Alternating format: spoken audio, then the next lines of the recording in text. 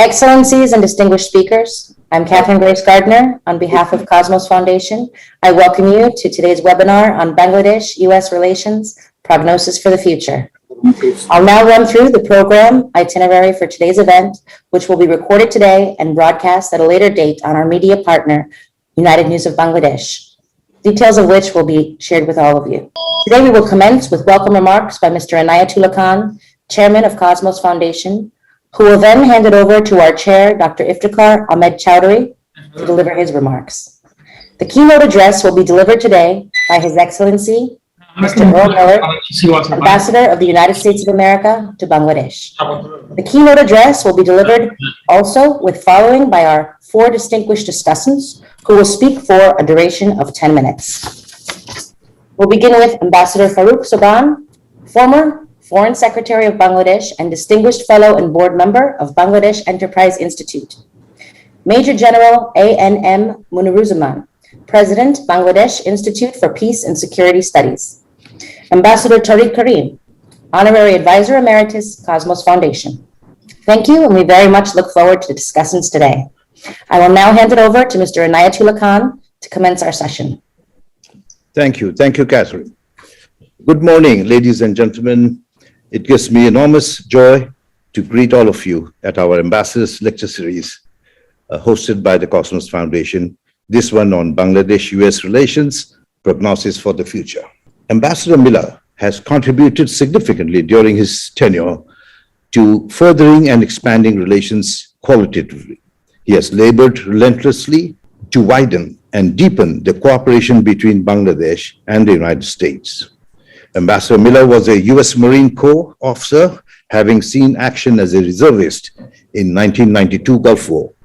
With the State Department, with nearly 25 years, he has had diplomatic assignments in Malaysia, Indonesia, Iraq, India, South Africa, and served also as ambassador to Botswana. Today, we have a brilliant panel of speakers and discussants. Ambassador Farooq Subhan, Major General Muniruzzaman, Ambassador Tariq Karim, and I thank them for joining this event. After a difficult start, the relationship between the United States of America and Bangladesh has largely prospered over the better part of the 5 decades now. It has prospered on the basis of strong economic ties and people-to-people links, apart from the shared value of freedom and pluralism that is revered by the people of both countries. Even as relations remain friendly and cordial, the suggestion that it could be better has largely been the tone of the influential essay that appeared recently in the latest edition of Foreign Policy, the journal authored by Anu Anwar and Michael Kugelman, that I'm sure most of you might have read. Anwar and Kugelman did a Bangladesh pitch for the Biden administration, fully aware that writing in the Journal of the Council on Foreign Relations, they would be most widely read within Washington itself, including at the State Department. In fact, given that it is most often felt among observers that what has traditionally held the relationship back is a sort of reluctance on the part of either government to go the extra mile. It is probably also the most obvious place to start. But having had the opportunity to observe the relationship over the last 50 years and seen it web and flow, or even at times stand still, I myself remain convinced that the strongest tool we have in our combined armory are the extensive people-to-people contacts. G2G, or direct government-to-government contact, is of course helpful, but these contacts over the years have always left something to be desired. Whether it is indifference on the part of some administration in Washington or Dhaka's inability to come to terms with the fact that Henry Kissinger is no longer crafting the US foreign policy. Governments, I feel, have always been confined in terms of how far they are willing to go. Focusing on the P2P links also has another significant advantage. It helps to glide over the difficulties that stem from the complex history of 1971 at the level of geopolitics. We understand Nixon's obsession with the backdoor to China that Pakistanis were actively facilitating at that time. But on the strength of the evidence from the last 50 years, some make questions. Was it worth turning a blind eye to the genocide that was perpetrated in erstwhile East Pakistan. But now, if you come down a level or two to look at some people's history, for Kissinger, you have the Lion of the Senate, the late great Ted Kennedy, and the heroic role that he played to highlight the plight of our people going against his own government's policy. You have the blood telegram, one of the most significant documents in the history of US diplomacy, and the story of the man who penned it, Ambassador Archer K. Blood. You have the concert for Bangladesh with its legendary lineup of American and international stars coming together for something completely novel at the time and selling out at Madison Square Garden, the most famous venue at the time in the world's most famous city.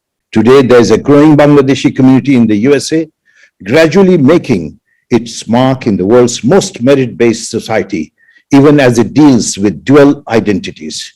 Bangladeshi students go from our schools here to some of the best colleges in the world in the US and easily fit in. Some even strut around like campus superstars, as Ambassador Miller has mentioned on numerous occasions.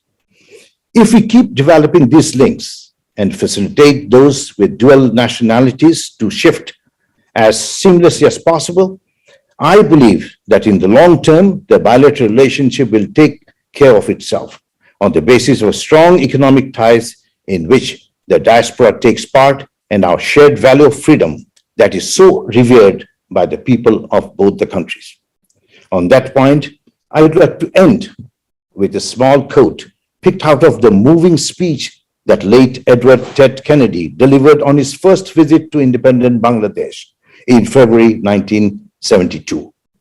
Every line of that speech resonated with the truth and justice, but the following were the most relevant to our discussion today. Remember, this his own government that has not yet recognized Bangladesh at the time.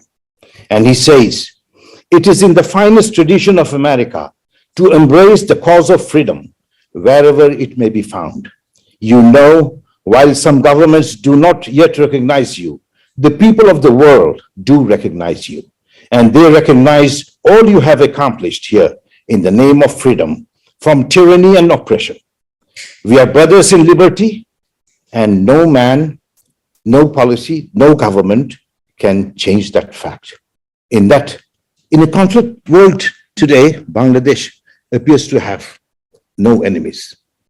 If a Bangladesh-US relationship can be forged that will advance Bangladesh's quest for development and the US aspirations for peace and stability, it can become a model for similar sets of bilateral relations between the US and others. In my view, this can be best achieved through deepening the direct links between Washington and Dhaka and display a strategic dimension of our partnership, one where both see each other as partners in search of peace, stability, and growth.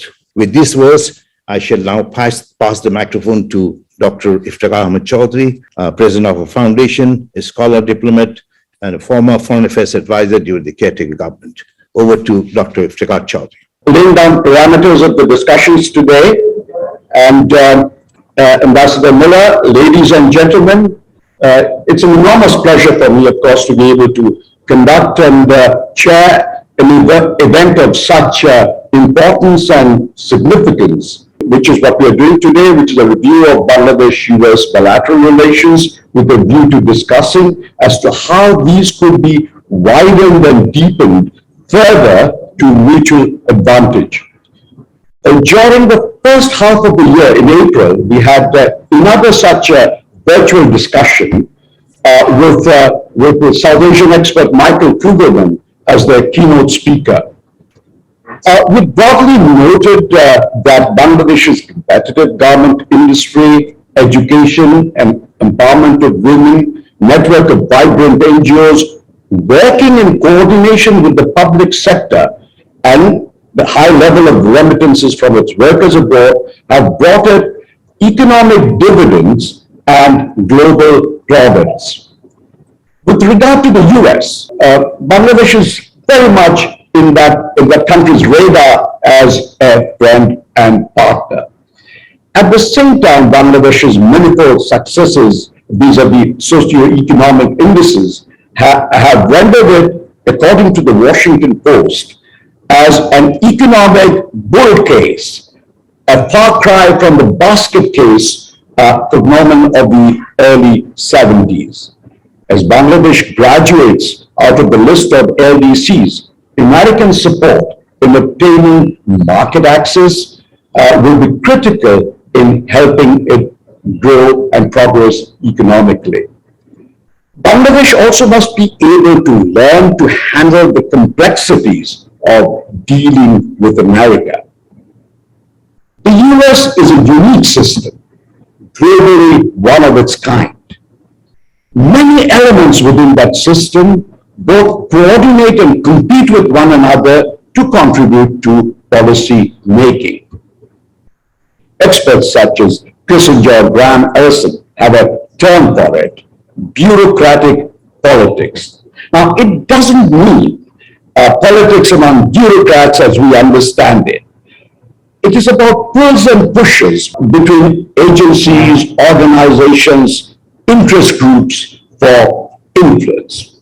The challenge for Bangladeshi diplomacy is to be able to identify appropriate elements for desired outcome and engage them.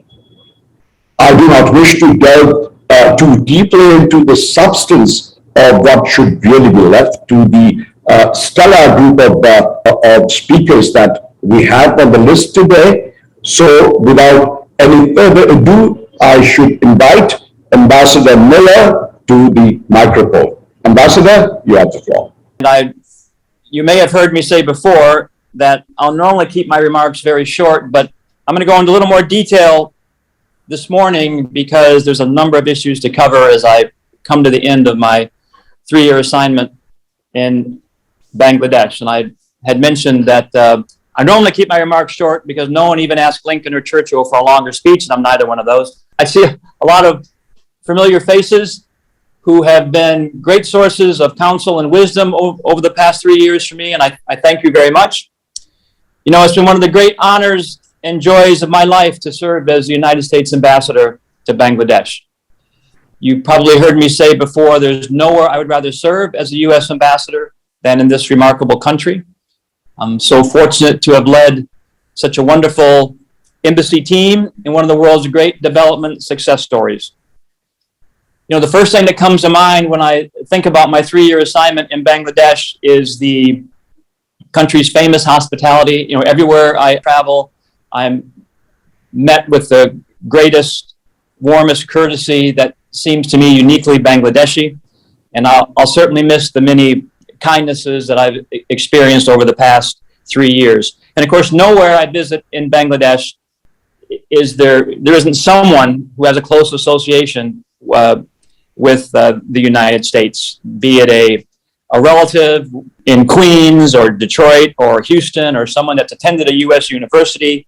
That's the enduring strength of the U.S.-Bangladesh relationship.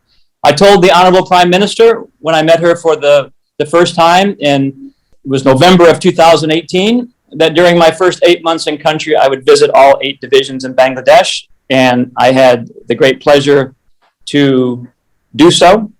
And as you heard, what Senator Ted Kennedy said, I've certainly found to be true, that the true foreign policy of America is citizen to citizen, friend to friend, people to people.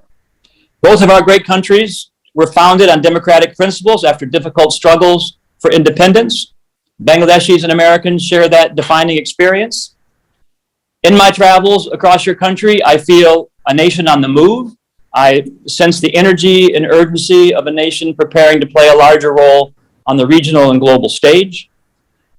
You know, I'm told that the red circle on the Bangladeshi flag represents the sun rising over Bengal. I think that's very apt. The nation is on the rise. And my job as U.S. ambassador is to encourage and support that rise in partnership for the betterment of the people of America and Bangladesh. I'm proud of the United States has been part of the story of Bangladesh for the past 5 decades. Since Bangladesh's independence, the U.S. government has contributed over $8 billion in development assistance. We continue to contribute more than $200 million a year as one of Bangladesh's largest development partners. And our partnership has never been stronger. Together, we've battled the COVID-19 pandemic, and America supported Bangladesh, and Bangladesh supported America from the very, very beginning. The United States has donated nearly 17 million doses of COVID-19 vaccine free of charge, and provided another $121 million to help protect the health and save the lives of Bangladeshis across the country. And that's just part of a broader commitment by the United States to lead the global COVID-19 response by providing 1 billion doses of Pfizer vaccine around the world free of charge through 2022. I don't need to tell you what astounding economic and development progress this nation has made over the past 50 years. Emerging as it did, like the United States, from a liberation war, bruised and bloodied but victorious, poor in everything but hope, courage, and perseverance, and now on track to graduate from least developed country status by 2026. A full decade of over 6% GDP growth, projected to be the 28th largest economy in the world by 2030, an 80% drop in infant mortality, achieving universal primary education, really an amazing journey. Of course, Bangladesh, like every nation, faces challenges, but this country has an enduring, powerful partner in the United States that wants to help address those challenges. We'll continue to work with our Bangladeshi friends in government, civil society, the business community, the press, to further strengthen the ties, understanding between our two great nations. You know, for over 3 years, my leitmotif has been, nothing is impossible in the U.S.-Bangladesh relationship. As pilots say about a clear, open sky, visibility and ceiling unlimited. I'm asked often, what are my top priorities to further deepen the bilateral ties between our nations? And I was telling someone yesterday, as we say in my hometown of Flint, Michigan, we need to keep on keeping on. We need to continue the momentum of our strong partnership. I can boil down our top 5 priorities to what I used to call the big 5 when I was the ambassador in Botswana, but we have a big 5 here as well. My embassy team and I want to work with the government and people of Bangladesh on Indo-Pacific and global security. We want to work together on trade, investment, and commerce for sustainable and broadly shared economic prosperity that opens new markets for American businesses. We will promote democracy, good governance, and respect for human rights. I want us to help Bangladesh become a healthier, better educated, more food secure and climate resilient middle income company that partners with the United States. And we will help Bangladesh address the Rohingya refugee crisis. The United States wants Bangladesh to succeed. We are your biggest economic fan. The United States buys more Bangladeshi exports than any other country. In 2020 alone, we had more than $7.9 billion in two-way goods trade. That's double what it was 10 years ago. COVID hit our trade, of course, in 2020, as it did everywhere, but our bilateral trade is growing again. In the first 9 months of this year, it was up 33% over the same period last year. U.S. companies are among the largest investors in Bangladesh. Chevron is the nation's single largest foreign investor and produces more than 50% of Bangladesh's natural gas. It's also important to remember that weak institutions and corruption and poor human rights conditions drive away private sector investment. American businesses are hungry to invest in countries that operate transparently, uphold the rule of law, and protect intellectual property rights. And there's no trade-off, as you've heard me say since I arrived 3 years ago, between democracy and economic development. They are mutually reinforcing objectives. The United States also supports Bangladesh's efforts to be a bridge for commerce and an anchor for stability and prosperity in the region. Bangladesh is strategically located at the crossroads of South and Southeast Asia and plays an important role in our Indo-Pacific vision. We share the goal of building a more prosperous, secure, interconnected Indo-Pacific region. And I'm often asked about the Indo-Pacific Strategy and what that vision is all about. And it's simply, as you've heard me say before, a whole of government effort to support a free and open Indo-Pacific region, an area representing half the world's population and half of global GDP, where sovereign, independent nations can prosper in freedom and peace. The vision focuses on 3 areas: economic, security, and governance. The United States is an Indo-Pacific nation itself and deeply invested in the broader region. The United States conducted more than $1.8 trillion in bilateral trade with the Indo-Pacific in 2020 alone. So we work with key partners like Bangladesh to protect and ensure a rules-based order in the Indo-Pacific that respects principles such as peaceful resolution of disputes, freedom of navigation, open and transparent investment environments, and strong and responsible governing institutions. And these principles created the conditions that have allowed for such tremendous growth and prosperity in the region over the past 7 decades, and they'll be critical for the region's future as well. One of the great joys of being the U.S. ambassador in Bangladesh is I get to spend so much time with young Bangladeshis. And you're absolutely right. When Bangladeshis go to American campuses and universities, they're superstars, academically, socially. You have 3 Bangladeshi students at a community college in the U.S., they form some kind of organization. And before long, they're running student politics and doing all kinds of wonderful things. I've seen that myself. It's one of the real strengths of Bangladeshi youth as they travel to the United States for higher education. I spent a lot of time in schools and madrasas and universities and with young men and women starting out in the business world, in government, public service, or working to improve their communities in civil society organizations. And I was able to reach many more through social media. For example, through our great Bangladeshi and American public affairs team, our embassy Facebook page has more than 7.4 million followers, making it the most popular U.S. embassy Facebook page in the world. The United States and our embassy had very popular education and cultural exchange programs with Bangladesh. The father of the nation, Bangabandhu Sheikh Mujibur Rahman, was on an American exchange program in 1958, and I just received some wonderful photographs of his visit to the United States in 1958, the year I was born, looking very slim and handsome and dapper, that we're going to share with the Honorable Prime Minister. One of our best-known exchange programs is the International Visitor Leadership Program, the IVLP, where young professionals can explore their fields of interest in the U.S. I'm especially fond of the Kennedy Lugar Youth Exchange and Study Program, known as YES. This program provides scholarships for secondary students to live with an American family while attending an American high school for 1 academic year. It was co-founded by that great friend of Bangladesh, Senator Ted Kennedy. 450 young Bangladeshis have benefited from YES scholarships since 2003. And of course, in the academic world, the prestigious U.S. Fulbright program, the first U.S. government exchange program, has given Bangladeshi scholars and students the opportunity to pursue study and research at U.S. universities, and for Americans to do the same here in Bangladesh. So I'm always excited to promote American higher education and encourage Bangladeshi students to encourage studying in America. Yeah, our universities are among the best in the world. We consider the source, but I think that's demonstrably true. You know, last year, over 9,000 Bangladeshi students went to the United States for education. The number of Bangladeshi students enrolled in U.S. universities has almost tripled in the last decade. When I arrived in 2018, Bangladesh was among the top 25 countries sending students to the United States. It's now in the top 15, despite COVID, and that's quite an accomplishment. We have a wonderful alumni program that we keep in contact with. Over 4,000 alumni from the country are on one of the best ways to strengthen ties between our 2 countries.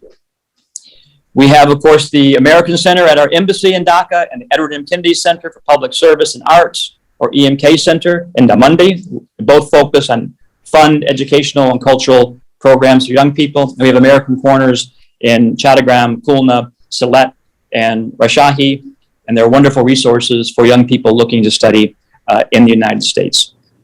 There's a number of other programs that we run here, of course. I won't go into great detail. The English Access Micro Scholarship Program has educated 1,300 students in English and leadership skills, and so many more. You know, I spent much of the past 3 years advocating for increased trade and investment between our 2 countries. As I've said, the United States is heavily invested, literally, in the economic success of Bangladesh. The United States is a big supplier of cotton used by the Bangladeshi ready-made garment sector. A U.S. company is starting production of dyes for the RMG industry in the Bangladesh economic zone, and American companies invest in plenty of other sectors. Products in the United States include locomotives, commercial aircraft, and I've had the wonderful experience a number of times to go with the Honorable Prime Minister to inaugurate new Boeing aircraft. All of these things, power generation equipment, river dredges, all of which make Bangladeshi industry more competitive globally. In addition, U.S. businesses fund dynamic Bangladeshi startup tech companies, financial services powering online shopping, and social media connecting Bangladesh to the world. In 2020, agricultural trade between our two countries reached $1.6 billion, with U.S. exports doubling since 2016, and we're seeing more and more diversification in the ag field. The U.S., as I said, is the largest investor in Bangladesh. U.S. companies are bringing some of the best and most innovative technologies to this country. U.S. companies contribute significantly to the economic development of Bangladesh and train thousands of Bangladeshi workers to the highest international standards. The new country director for Coca-Cola, who I met last week, told me how a company initiative has developed 70 business centers where 110,000 women have received business skills training. And you've heard me say this before, and I said it again at the 25th anniversary of the American Chamber of Commerce. I'm constantly encouraging American companies, trade delegations, trade missions, to CEOs to come and see Bangladesh for themselves. If you can visit New Delhi or Singapore or Dubai, you can also visit Dhaka and appreciate for yourself the potential of a market of more than 165 million consumers. I tell U.S. companies they can play a leading role in helping Bangladesh address challenges that constrain economic growth by bringing the highest quality education to this nation's children, improving and expanding roads, railroads, and ports, increasing the supply and distribution of electrical power and natural gas, and investing American know-how, technology, and resources, and expanding the economic base of this dynamic young country. American businesses want to invest in countries that operate transparently, uphold the rule of law, and protect individual rights. And they are watching developments in Bangladesh. Progress in these areas will protect the country's long-term growth and stability. There's a growing list of very successful U.S. investments in Bangladesh. As I said before, Chevron is the largest producer of natural gas, accounting for over half of market production. GE has installed 38 highly engineered turbines in power plants across Bangladesh to turn natural gas into electricity. Progress Rail, a division of the well-known U.S. company Caterpillar, is delivering heavy-duty locomotives to Bangladesh railways. We have Accelerate Energy, which has supplied 2 floating storage and regasification units in the Bay of Bengal. A liquefied natural gas terminal is crucial to meeting Bangladesh's energy needs. And one of the things I wasn't able to do during my 3 years here, but I'm hoping that Peter Haas, once he's confirmed as a new U.S. ambassador to Bangladesh, will be able to do is have a commercial attaché come here to the embassy. I had a commercial attaché when I was a consul general in Johannesburg, and that will it will really help our economic team here and continue to turbocharge our relationship in our commercial engagement. I get asked a lot about GSP. The suspension of the General System of Preferences program in 2013 signaled the United States' strong interest in Bangladesh meeting international labor standards, especially in worker rights. U.S. imports for Bangladesh under GSP were modest, only 34.7 million, or less than 1% of Bangladesh's $5 billion in exports to the United States in 2012, the year before the program's suspension. The GSP program does not include apparel or other ready-made garments from any country, and GSP has not been reauthorized by Congress for any country since its expiration last December. While significant progress has been made in improving the safety of garment factories in recent years, several key issues, especially on labor rights, remain unaddressed. The U.S. government takes these seriously. We fund efforts to improve labor rights as well as occupational safety and health in the RMG sector with international partners, civil society, businesses, and the government of Bangladesh. On security cooperation, the United States and Bangladesh have shared common interests that make us natural security partners. We want to build a flexible, resilient network of security partners to promote regional stability, advance maritime security and freedom of navigation, and address shared challenges throughout the region. To that end, we're expanding security cooperation with allies and partners like Bangladesh, mostly focused on maritime security, humanitarian assistance and disaster relief, peacekeeping operations, and countering transnational crime. Our military cooperation has never been stronger. You know, tomorrow morning, I'm flying to Chattogram, where Bangladeshi and U.S. navies are conducting exercises in the Bay of Bengal. And for the first time since 2015, a U.S. Navy ship, the USS Tulsa, will dock for a port call in Chittagong. Our U.S. Navy SEALs and Bangladeshi's squads finished joint training earlier this month. Our anti-terrorism training and coordination with Bangladeshi police is longstanding, with appreciable results of quicker, professional responses to terrorist threats. Note the incident last week at the airport with the alarm of a bomb on a Malaysian air flight. U.S. trained first responders showed their mettle with an exemplary response. We look to deepen that partnership.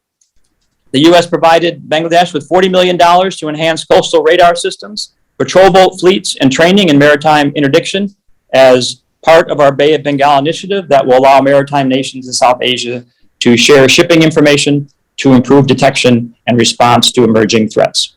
And of course, we also work closely on counterterrorism efforts and programs that offer alternatives to violent radicalization. And all of our counterterrorism and security programs emphasize the need to respect and protect human rights. And I'm so proud to serve in a country that is such a strong supporter of international peacekeeping missions. Bangladesh is the top troop contributing country with almost 7,000 peacekeepers serving around the world.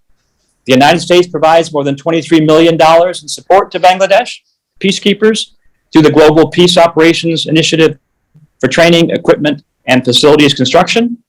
In 2022 to 23, we plan to increase that support to $30 million for unmanned aerial vehicles granted to Bangladesh to support peacekeeping operations. This is probably the most important thing I will say this morning. President Biden has placed human rights at the center of U.S. foreign policy. He made clear U.S. diplomacy will champion freedom, equality, opportunity, and the belief in the universal rights of all people. The United States will affirm and uphold the human dignity and human rights which bind nations in common cause. The United States and Bangladesh have much in common, starting with, as I said, with our heroic struggles for independence and commitment to our founding principles. Every vibrant democracy must work constantly to live up to its founding ideals and commitment to human rights and social justice for all citizens. And I believe every country, including my own, story is the struggle, ongoing and imperfect, to live up to our founding ideals and principles. You know, we talk a lot about economic development. Economic development needs to go forward with democratic development. Economic growth and respect for democracy and human rights are mutually reinforcing. Bangladesh's future success will also be fueled by a strengthening of its democratic institutions and governing structures. I deeply admire Bangladesh as one of the world's great development success stories, and am proud of the friendship between our two nations. As a friend, I raise issues of concern over human rights at the highest levels. It's an important part of my job to promote accountability and the strengthening of human rights and democracy in Bangladesh. And those conversations are always honest, direct, and respectful. A lot of listening on my part. Our most recent human rights report highlighted U.S. concerns over restrictions on fundamental freedoms, including freedom of expression and assembly, on the activities of non-governmental organizations, reports of security force abuses, including extrajudicial killings, torture, and abuse while in custody, enforced disappearances, and arbitrary detentions, and restrictions on freedom of association and a lack of worker rights protections. Freedom of the press and expression is vital for any healthy democracy. Media, civil society, members of opposition groups, and peaceful protesters must be able to express their views and advocate for change without fear of retribution.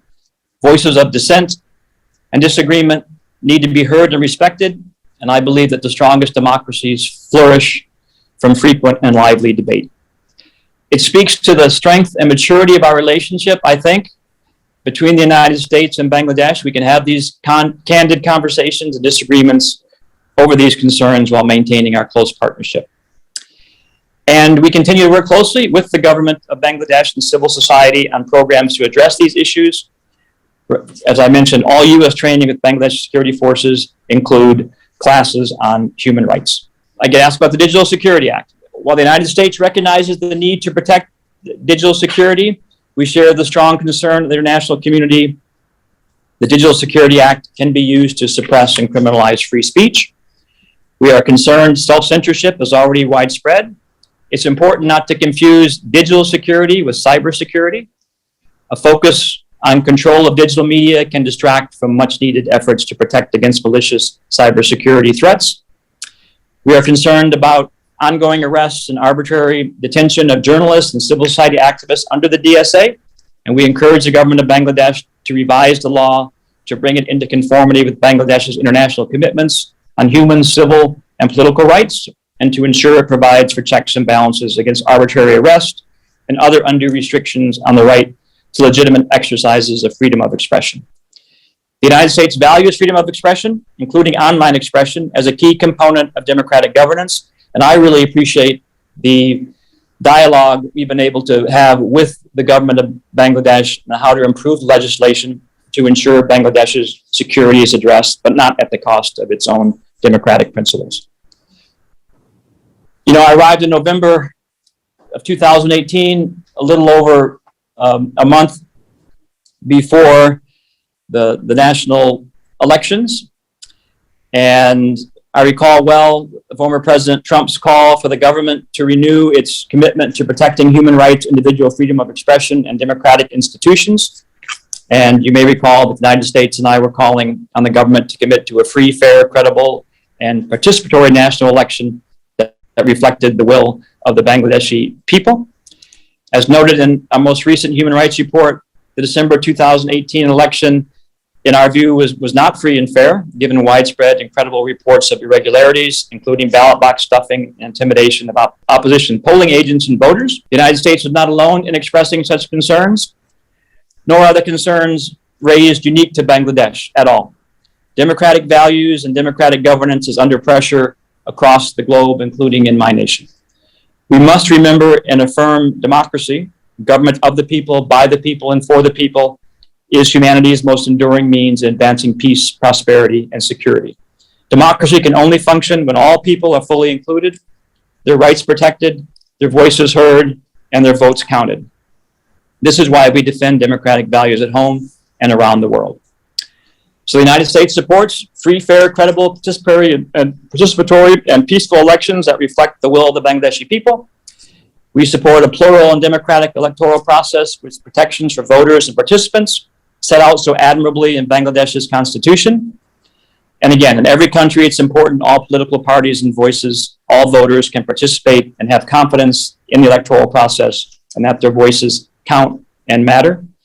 President Biden has made protecting and advancing democratic institutions and processes a top U.S. foreign policy priority, along with his commitment to human rights and freedom of expression and dissent.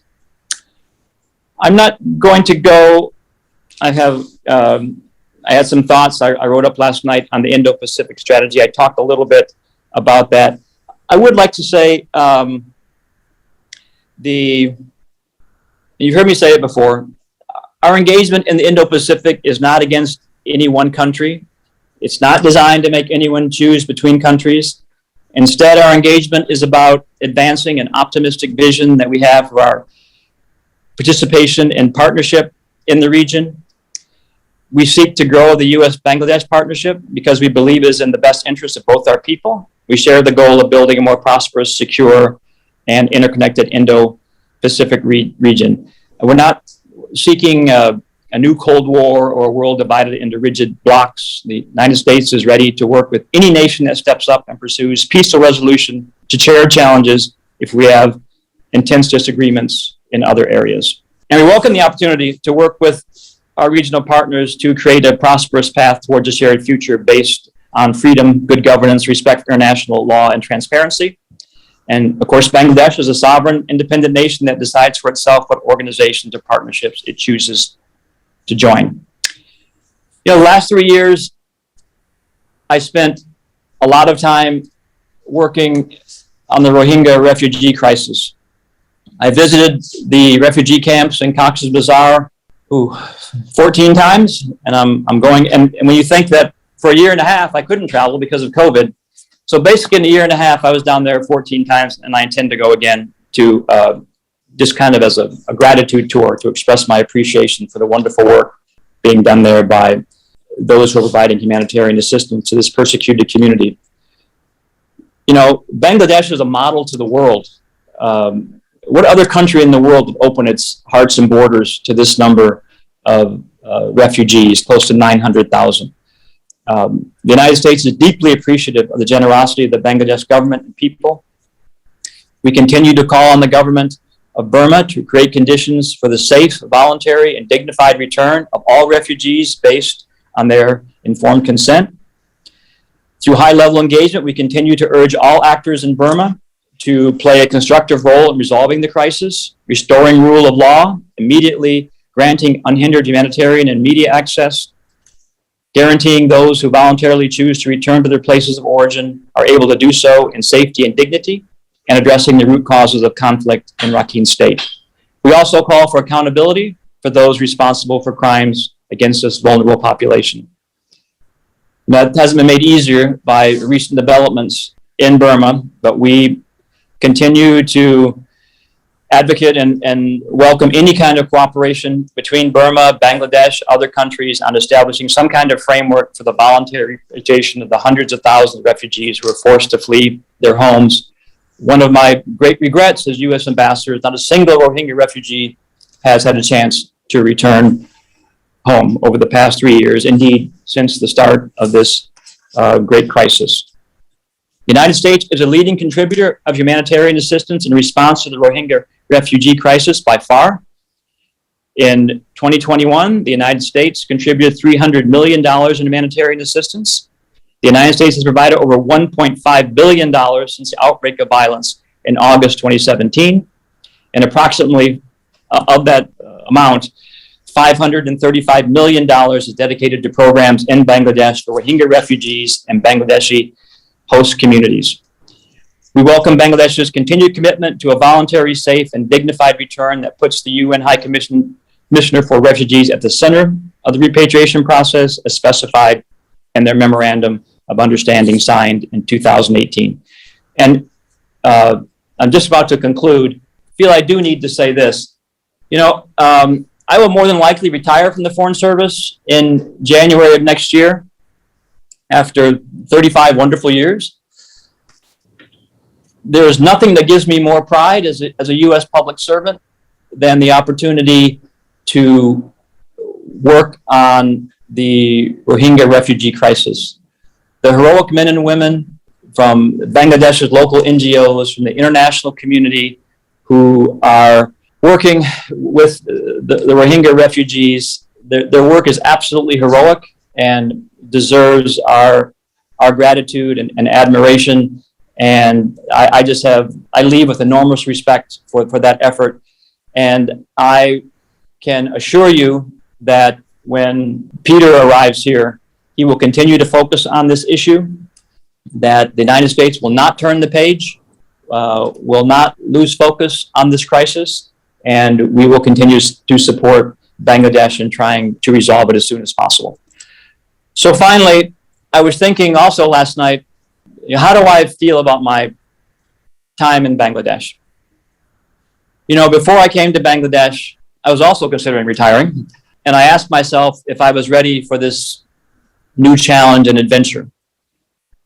And I was, and I think we all are deep inside.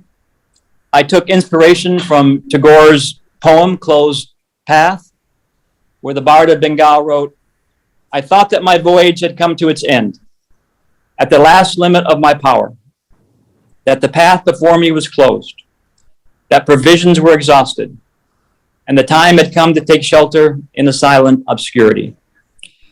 But I find that thy will knows no end in me, And when old words die out on the tongue, new melodies break forth from the heart. And where the old tracks are lost, new country is revealed with its wonders. I have tried to lead our diplomatic mission here with principle, optimism, and humility. I think even my beloved, big, bold, brassy US of A leads best when it leads modestly. Humility, but also confidence that comes with knowing, as history has proven, America at its best has a greater ability than any other country to mobilize ourselves and others for the greater good. The world needs America's leadership.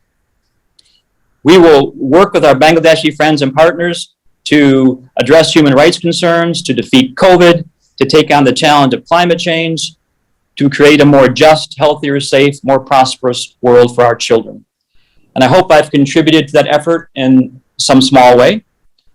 I think anyone with a little integrity, with a bit of moral courage, and perhaps average intellectual honesty can make a great difference for that greater good.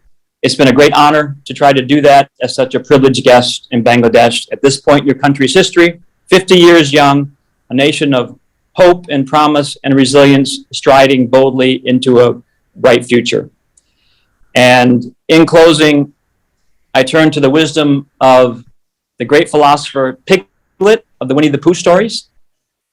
Piglet noticed that even though he had a very small heart, it could hold a rather large amount of gratitude. So to all my friends on screen, to the people of Bangladesh, from the bottom of this grateful heart, Anak Donabad, thank you. Abradeka Hope. Thank you. Thank you, Ambassador. Thank you for that very comprehensive expose of Bangladesh-US relations. At the same time, of course, I would like to thank you for your own contribution towards its development during your tenure of the past 3 years. And I'm very pleased to hear that that the affection that you hold this country and its people in your heart will sustain and continue even after your retirement from 35 years of, as I can see, an excellent public service, a person of your qualities. No, every end is a beginning, and I think that is the essence of what Tagore, I think, that you just quoted. So those of us who have retired from public service welcome you to this world of retired personnel, diplomatic personnel, and yet you can see that all of us have returned to the screen again to continue doing the same things in another form.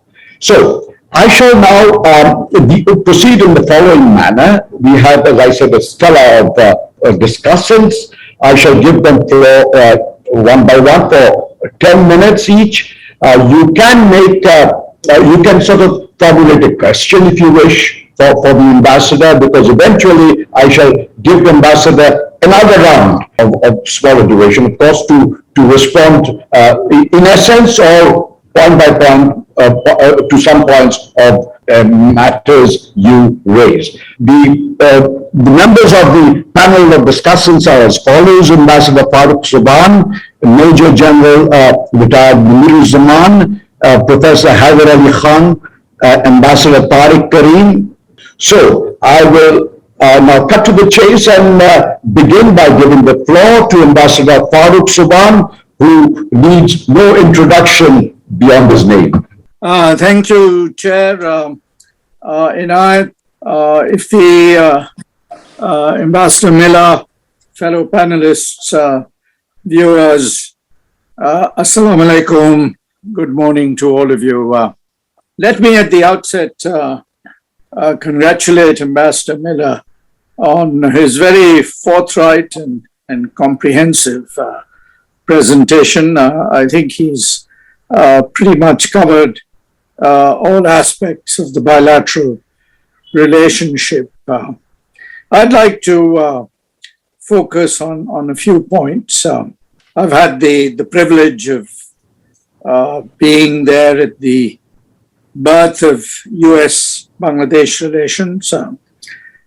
As I think I've mentioned to Ambassador Miller and his predecessors, I was the very first director in the Ministry of Foreign Affairs back in early 72, responsible for Asia and the Pacific, North and South America. And since then, I've had the pleasure and privilege of working and being friends with virtually every US ambassador that has served in Bangladesh during the last 50 years.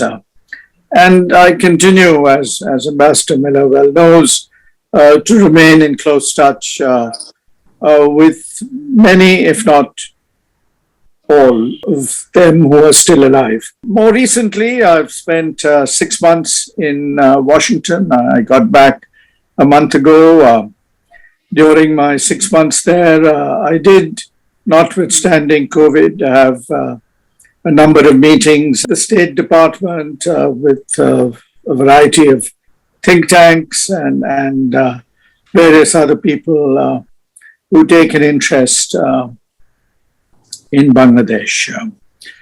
I was also invited to join the Investment Roadshow, which took place late July to early August, where we traveled from New York to Washington to Los Angeles and then to Silicon Valley, and held a number of investment seminars showcasing the investment opportunities in Bangladesh. Recurring conversation in Washington with a variety of people, as I mentioned, took basically the following, if you like, shape. One is the huge sense of both appreciation, in some cases amazement. I remember the speech given by Larry Summers, the former Secretary of the Treasury, to the investment seminar in New York, when he said he had no idea about the amazing achievements that Bangladesh has made, and that 10 years ago we were maybe a $50 billion economy, and that today we are a $350 billion economy. So his first bit of advice was, you need to get this message across to the people that matter in the US. And as many of you know, the US and Washington in particular functions in its own way. You have Congress, you have the administration, and the administration has many parts. You have the White House, the National Security Council, the State Department. You have the think tanks, you have the media, the important role played by the Washington Post, the New York Times, the Wall Street Journal, among other publications, not to mention television, and of course, the fact that today there are some, I would say, unprecedented divisions within the country, within the media, within the political establishment, within indeed the business community. So you have this very, I would say, gung-ho story about Bangladesh and its remarkable achievements. And indeed, in partnership with CSIS, we organized an event on 50 years of Bangladesh's remarkable journey, where we highlighted the many achievements of Bangladesh. At the same time, as Ambassador Miller has very candidly articulated, there are issues of concern in Washington relating to labor standards and human rights and the democratic process in Bangladesh. So one issue with which we are, as it were, currently grappling with, and which obviously has caused some measure of concern in Dhaka is why have we not been invited to the Democracy Summit, which in fact takes place tomorrow and day after, hosted by President Biden now. So perhaps some people see this as a way of conveying a message that maybe we need to make some improvements in Bangladesh. Is this a carrot or is this a stick? We have been told, within quotes, from reliable sources, that Bangladesh will be invited to the next Democracy Summit, which hopefully will be an in-person summit. One of the issues which featured prominently in my many conversations was given this new Bangladesh with its remarkable achievements, how do we take this relationship to the next level? We have, if I kind of look back over the last 50 years, there have been different issues which have, in a sense, dominated the relationship. In the early years, there was the issue of humanitarian assistance, the PL-480 program, which featured prominently. And then we had, from the 80s onwards, the importance of our trade relations with the US. The US emerged as our major market for ready-made garments, and indeed it was the opportunity provided by the quota system and the fact that Bangladesh enjoyed generous quotas that provided such a major incentive for the growth of the RMG sector in Bangladesh. So we do need to remember that in our relations. And I do remember, in fact, my meetings with Mr. Arnold Hammer and in China, where I was able to persuade him to take an interest in looking for gas in Bangladesh. And then one thing led to another, and today we have Chevron there, and energy cooperation has figured prominently in the bilateral cooperation. And of course, during the last, I would say, decade and a half, security and counterterrorism and counter-radicalization has also featured very prominently in the relationship. So the big issue is, and where do we go from here? How do we take this relationship to the next level? What does it take for there to be a summit-level meeting between President Biden and Prime Minister Sheikh Hasina? Because my recollection is that it's been 20 years since we had a summit-level meeting between the President of the United States and the Prime Minister. What do we need to do to qualify for this? The other, if you like, I would say very compelling message that I bring back from Washington is Washington's deep concern and preoccupation currently with its relations with China, which in a sense feeds into the Quad, the Indo-Pacific Strategy, and more recently AUKUS. And where does a country like Bangladesh fit into this? We, as is well known to everyone, follow this policy of being friends with everyone. We have a good relationship with with the players on both sides of this emerging divide. And this will certainly prove to be a challenge for our diplomacy, as indeed our ability to leverage our strengths in Washington. One of, in my view, major strengths in Washington, indeed the key to the transformation in India's relations with the United States, has been the important role of the diaspora. The Indian diaspora played a key role in making that happen. And I believe the Bangladesh diaspora has that ability. We have today a second and third generation diaspora.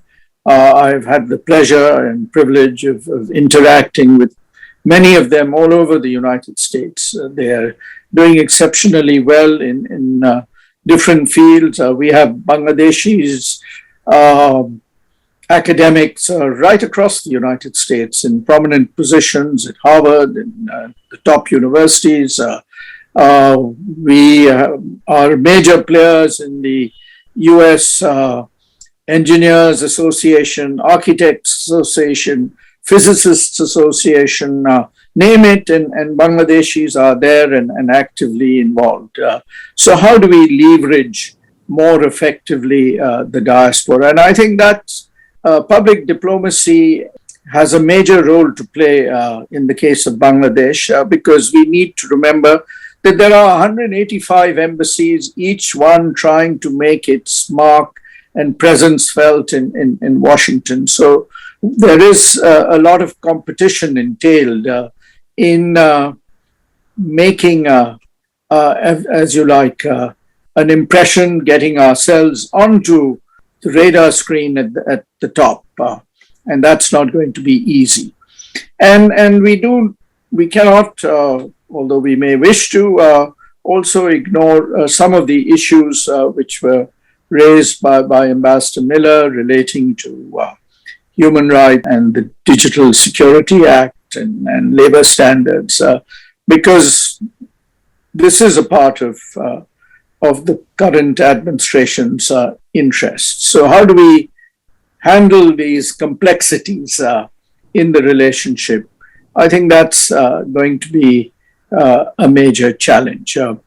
But I see enormous opportunities in the relationship. I recall there was this extremely successful dialogue that took place, the Economic Partnership Dialogue, which in a sense is one of probably 12 different sets of dialogues that are currently taking place between Bangladesh and the US. So it's now a very diverse relationship, and as we focus on trying to bring in, instead of the $3, $4, or maybe even $5 billion a year in FDI and take it to 10, 15, and $20 billion, clearly the United States has a leading role to play, because the US still remains, and I believe will continue to be a major economic and investment partner of Bangladesh in the years ahead. So these are some of the challenges, but I see enormous opportunities in this relationship. And I believe this does pose an important challenge for Bangladesh's diplomacy. Thank you. Thank you, Farooq Bhai. That was very good, I thought. I mean, you also took up some of the issues that Ambassador Miller had raised, and I'm absolutely certain that interactions and discussions will proceed on these subjects as well across a very broad spectrum. You also have debriefed us on your 6 months in Washington. Very glad to hear that these have given some impetus to our bilateral relations. Absolutely right. The Summit for Democracy is a two-part process. The first is a virtual discussion, while the second will be an in-person meeting at about this time next year. To be invited, participants will need to show a commitment to the summit's areas of focus, strengthening democracy, defending against authoritarianism, addressing and fighting corruption, and promoting respect for human rights. Not all democracies were able to attend the summit, but all who value democracy can support the tenets of the summit and strive for progress in advancing democratic principles. Peter and I were talking about this. Peter Haas, again, not confirmed yet, but hopefully he will be soon as a new ambassador. We're discussing this, and I obviously hope we have continued engagement on this topic with government officials in the coming weeks. But in the long run, the U.S. is seeking to engage any and all countries that show a genuine willingness in making commitments that support the summit's goals. Let me, I guess, in closing, with my final comments, I apologize. I have to head off to a television thing. Well, I meant what I said, and I don't leave until January, so I'm not. It's not like I'm leaving next week, but in some ways, But what's that little on your rearview mirror in your car? It says objects are closer than they appear. It's coming up fast, and as I will soon be telling my staff in a town hall meeting, this has been again one of the great honors and privileges in my life. I've served at many different countries around the world over the last 35 years, but there's something uniquely warm the way that this incredible country receives all guests, but certainly privileged guests like myself. Every U.S. ambassador who has served here before I came, and they all came to my swearing in, they told me, you are going to love Bangladesh. And they described all the reasons that we talked about a bit today. They all continue to be engaged in Bangladesh. They're deeply interested. They want Bangladesh to succeed. They have so many friends as I do. Just a personal aside to give you an example of how personally invested I am in this extraordinary country. My oldest son, Andrew, joined me in January after he graduated from college. He went to work for the World Food Program. After about 2 months, he said, you know what, Dad, I want to move out, get my own apartment. I'm going to adopt a Bangladeshi street dog that lived in front of our house. And that's just what he did. And Andrew is going to stay here for 2 more years. He's going to learn Bangla. He has more Bangladeshi friends than I do. He loves the country as I do. But it's just an example of he was warmly welcomed. He felt at home, and he wants to be part of this country because, as I said, it's a country on the move, a country of great resilience, promise, opportunity, and our innumerable people-to-people ties will hold us in good stead through any kind of bilateral irritants or ups and downs. And let me just say again, I thank you from the bottom of this grateful heart for your friendship and counsel and wisdom. And thank you very much. Thank you, Ambassador. Thank you very much for your time and your participation. So, General Munir, you take the floor now, and let's see how long the Ambassador can stay. But in any case, we will have a recorded version of our discussions. General Munir. Thank you, Chair. Over the next 10 minutes or so, I will be touching on bilateral relationships between Bangladesh and the United States, primarily focusing on the strategic and security issues.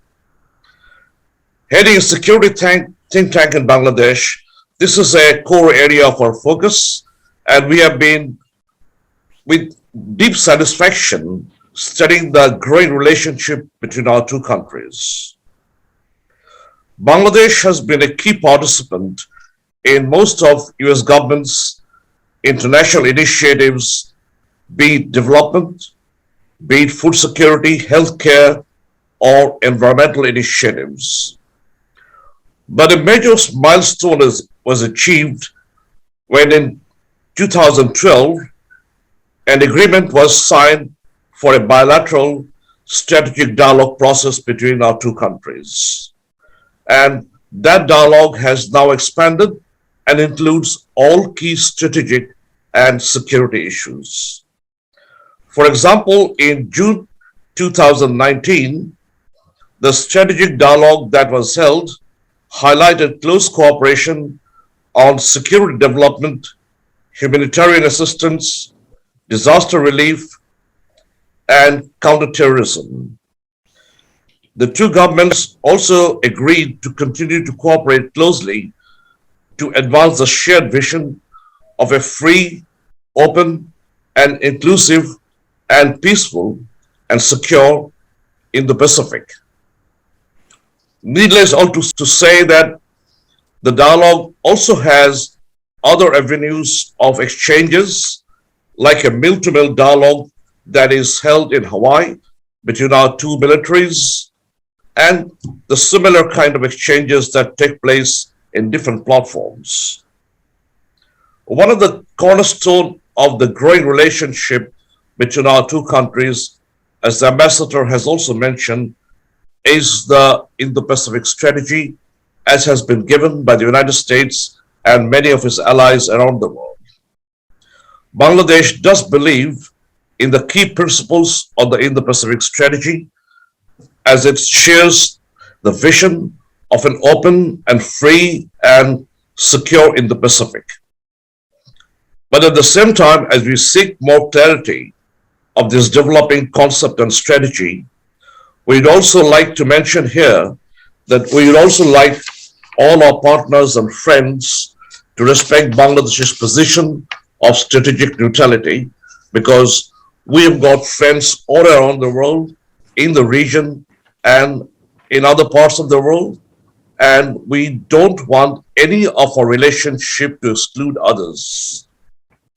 So the position of strategic neutrality that Bangladesh possesses must be safeguarded in building our bilateral relationship. I see with satisfaction that there is a growing maritime security cooperation between our two countries, and the two navies continue to expand that cooperation also in the form of a number of bilateral exchanges and exercises. And as we speak here today, the 27th Cooperation Afloat Readiness Training, or CARAT, maritime exercise is taking place in Chittagong. The US has also helped us set up elite SWAT marine units in the Bangladesh Navy, which is modeled on the American and South Korean Special Forces. The US security assistance to Bangladesh has enhanced its maritime security, freedom of navigation, humanitarian assistance, and disaster relief capabilities in support of the Indo-Pacific Strategy. The US government has also allocated a fund of $130 million to active government-to-government sales in cases of Bangladesh under the Foreign Military Sales, or FMS system, which is a big help to our security sector development. I see that in 2012, Bangladesh was also able to acquire 4 C-130E transport aircraft worth $180 million from the United States. Since 2008, Bangladesh has also partnered with the state of Oregon via the National Guard State Partnership Program, where the state's National Guard in partners with the foreign military in order to establish a relationship that fosters cooperation and understanding. So, needless to say that it also goes beyond the national forces and goes to the state's capacity in building and fostering this kind of close security partnership with organizations in Bangladesh. Bangladesh has also received 20 aircraft engine provided with Title 10 security assistance during funding under the Excess Defense Article, or EDA program.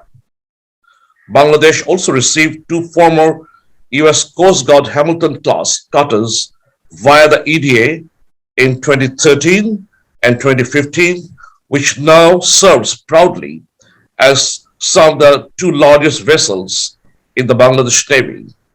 The cutters have significantly increased Bangladesh's capacity to provide maritime security through higher sustained transit speeds and greater endurance.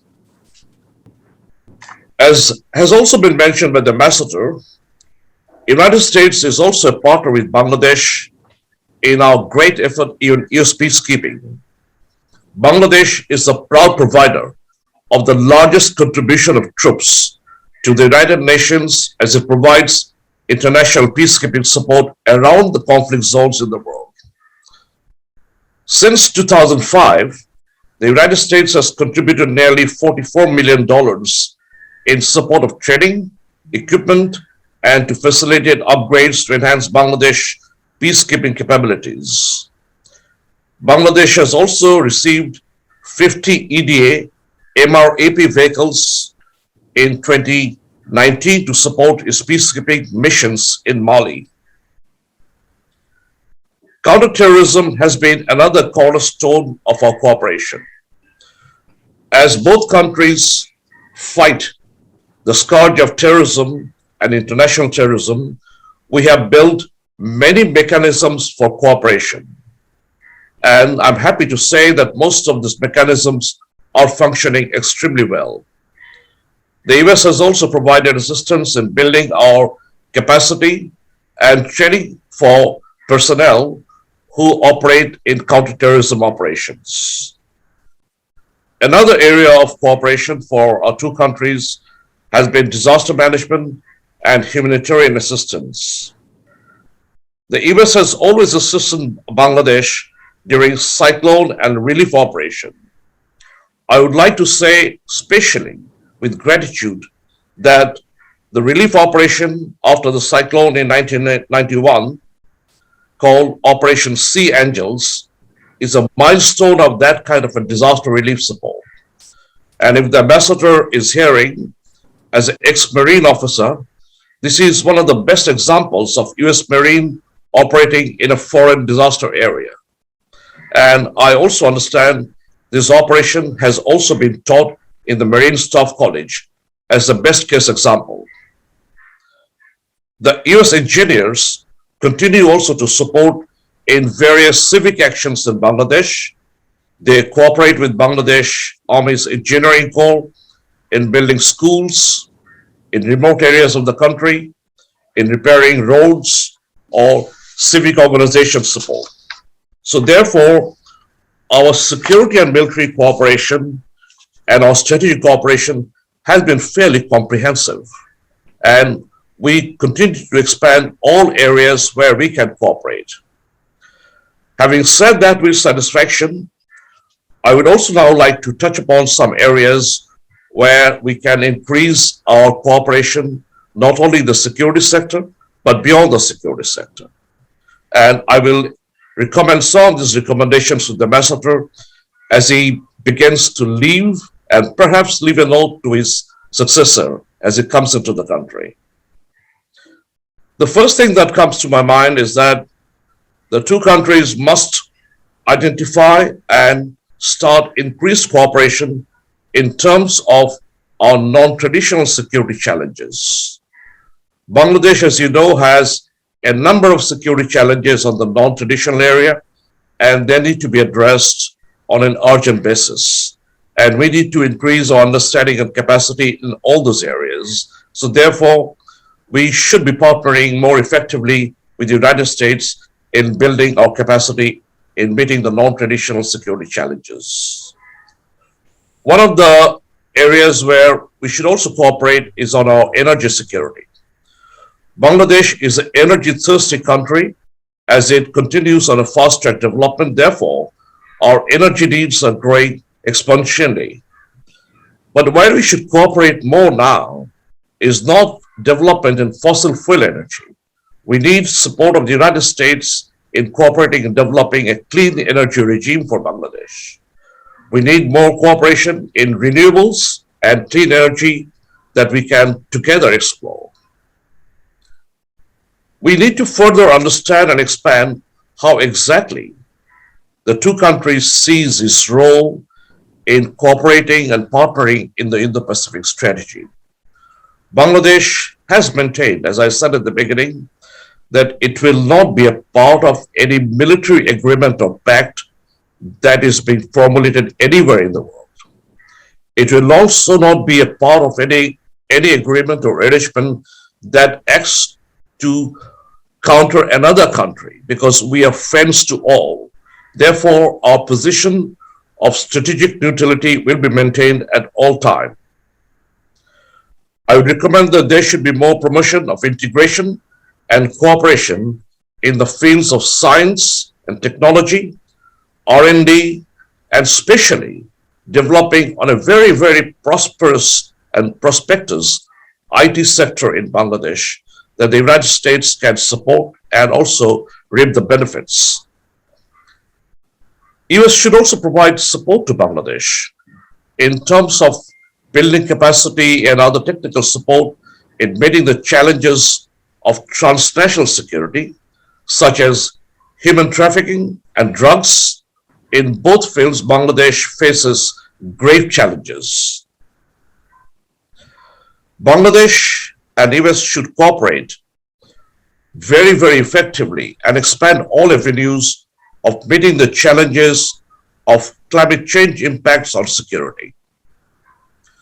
As has been very, very clearly identified, that Bangladesh faces one of the most existential threats from climate change, and therefore has a number of security challenges coming from climate security. I see with satisfaction that the United States has just done a recent assessment of their own security threats from climate security. So therefore, we together understand the grave needs, and we need to cooperate and build capacity in these fields. The United States has also provided assistance in building disaster resilience and building capacity for disaster management, an area where further inputs are needed as we face greater challenges of disaster in the climate-induced conditions. I would also like to say that the two countries should also cooperate in understanding and building capacity to meet the challenges of water security, in which Bangladesh has become extremely vulnerable. Cybersecurity is another area where we need to build capacity and we need to cooperate between the two countries. It's an area where Bangladesh still is extremely weak, and our cybersecurity and our cyber defenses need to be built up immediately and on an urgent basis. We have already been a victim of a cyber haste. We have lost money from our central bank through cyber hacking. So therefore, this is an area where there should be increased effort to build more cooperation.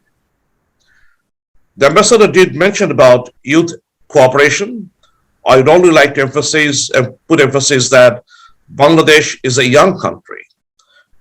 More than 35% of our population fall under the youth category. So we need more engagements on youth-to-youth engagement between our countries. There has to be more cooperation and support in providing gender inclusivity in our systems. And that's an area where the US can cooperate. Strategically, Bangladesh is a key partner, not only on a regional scale, but in the scale of the Indo-Pacific Strategy and internationally. I would like to point out that very often we find that Bangladesh is viewed through the lens of India. And that's an approach that I strongly recommend should be avoided. Bangladesh should be viewed on its own entity, on its own geostrategic importance, and its own position. Therefore, maritime cooperation is a key area for our partnership. Bangladesh is a key strategic maritime nation. We are a Bay of Bengal nation. We are an Indian Ocean nation. Bangladesh strategic location vis-a-vis the Bay of Bengal provides a unique position and strength to Bangladesh as a key strategic access provider to the Bay of Bengal on an access denier to the Bay of Bengal.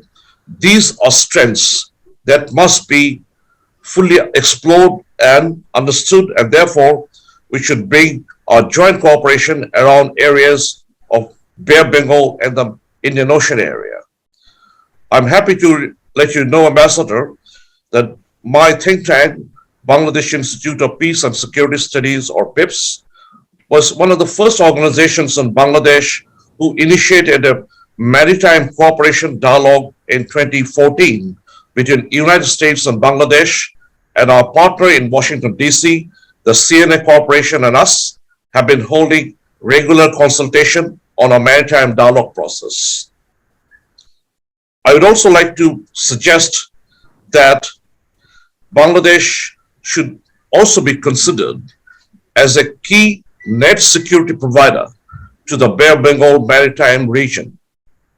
As the Bay of Bengal provides a key maritime space in the Indo-Pacific Strategy, all these aspects must be taken into consideration in building our areas of cooperation. There should also now be a greater think tank to think tank cooperation and understanding. I'm also happy to say that for many years, BIPS has been cooperating with a number of think tanks in the United States, particularly based in Washington, D.C. And in the pre-COVID period, we've been holding yearly joint conferences in Washington, D.C. with the Atlantic Council, CSIS, the American Security Project, the National Defense University, IDA, Carnegie, and many other organizations and think tanks in Washington, D.C., and these are areas that need to be strengthened. I'm happy to say that the ambassador did provide an input into his understanding of Bangladesh's role in UN peacekeeping operation, and that's an area that needs further engagement and cooperation. Bangladesh needs a greater presence in US media if it wants to increase its profile and a clear understanding of our positions there. So therefore, a media engagement has to be effective between our two countries. I'd also like to finish up by saying that the US should play a leading role in lessening the tension in the Korean Peninsula, the states of Taiwan, the current Indo-Chinese border tension, as all of these have direct impact on security and stability of the Asian region, the South Asian region, that directly impacts Bangladesh. At the end, I would once again like to thank Ambassador Miller for his very kind remarks, especially as he sees Bangladesh and its people. Our relationships are enduring and they grow from strength to strength. We need to nurture them. And fundamental to everything, as the ambassador did mention in his remarks, is the growth, sustenance, and development of democracy in Bangladesh. I thank you all for your very patient hearing. Thank you very much, Munir. That was very good. That was very also exhaustive. You've touched on many points, but you have brought to the fore particularly matters relating security, paid the appropriate focus on it, and also including maritime security, a very, very key and strategic key subject, because we have often spoken of security in terms of land security, but I can see that Bangladesh eventually would have to play a major role in the maritime sphere in the general area of meeting its security challenges. Also, Munir, for introducing the concept of strategic neutrality, as you called it, as a linchpin for discussions in our bilateral relations, not just for discussions, I assume, also for formulation of addressing it in our common policies.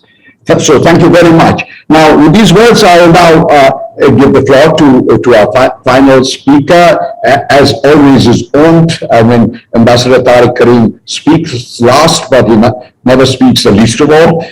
So he's, of course, everybody knows about him, but recently he's become one of us at Cosmos, and I want to thank him for the tremendous support and encouragement he continually provides us on every such occasion. Ambassador Karim, your floor. Thank you very much. I am in a sense relieved that much of what I had to say substantively, if I had to deliver a full statement, have been covered already.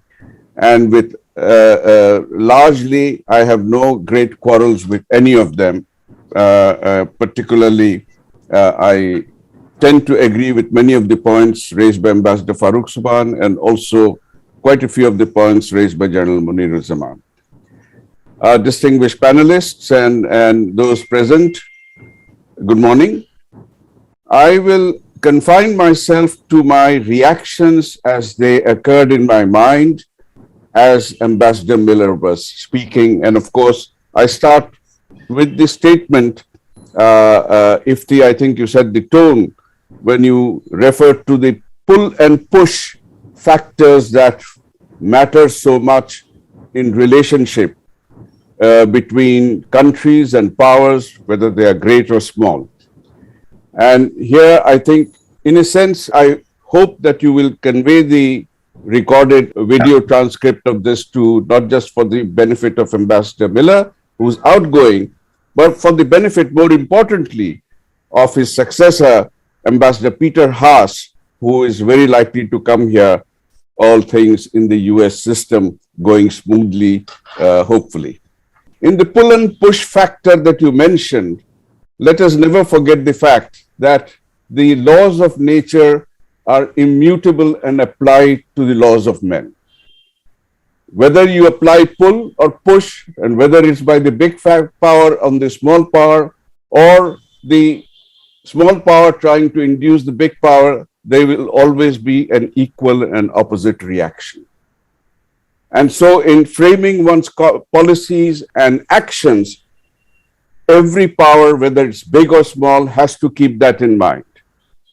People react. That's the very nature of Homo sapiens as a species.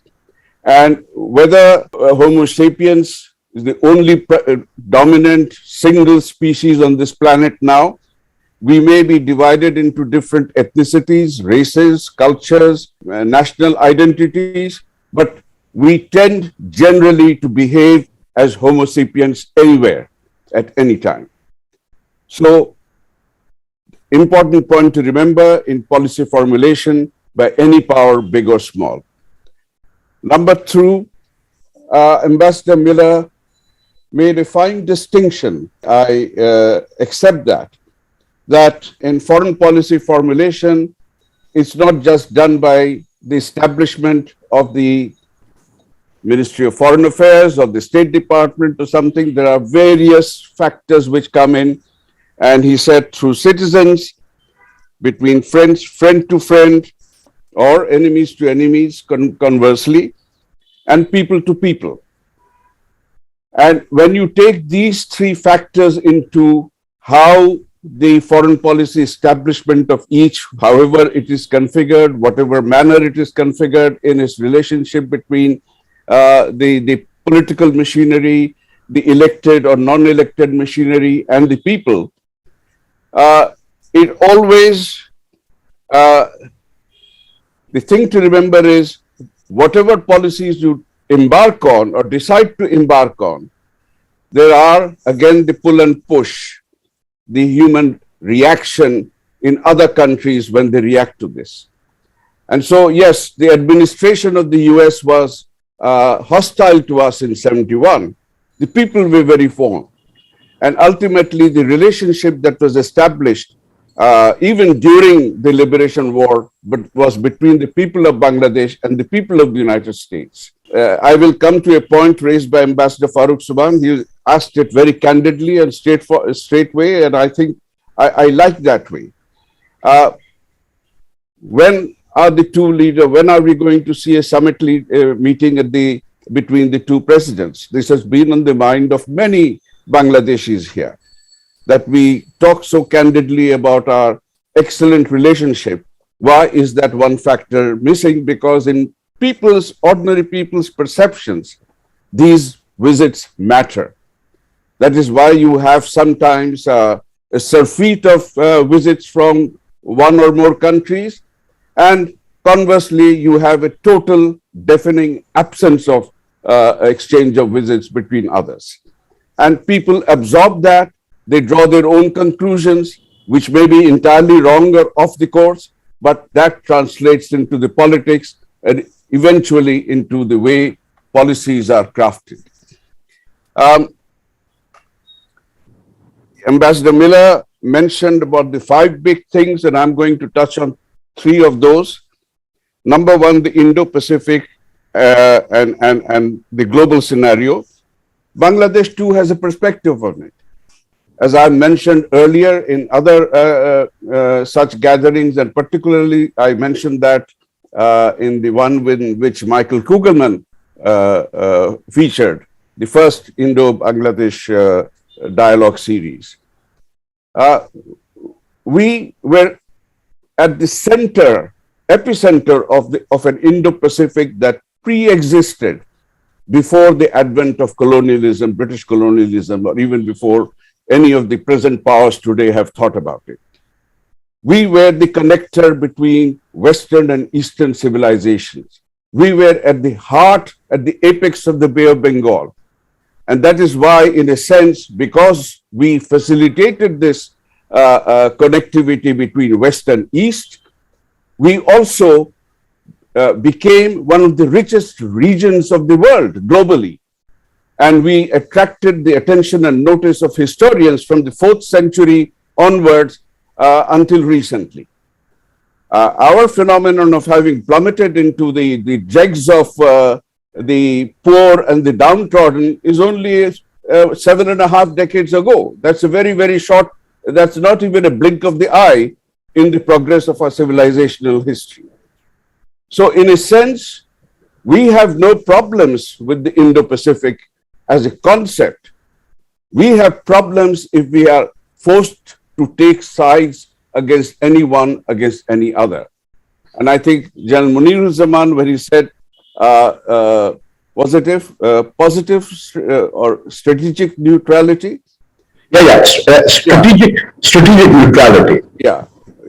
Well, I have been advocating that for some time myself, that when Bangabandhu had talked about, in passing perhaps in 2 or 3 occasions, that Bangladesh will become the Switzerland of the East, I always wondered, did he have the actual Switzerland in mind, which was hemmed in by big powers all around it, but has been a neutral power or neutral state and maintained its neutrality for over 200 years.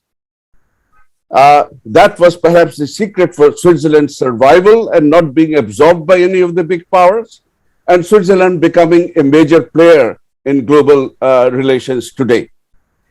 And therefore, I have been saying to American friends and to others, we are with the Indo-Pacific, but not against the BRI or any other such grouping coming up, where economic and human development are the core areas defined.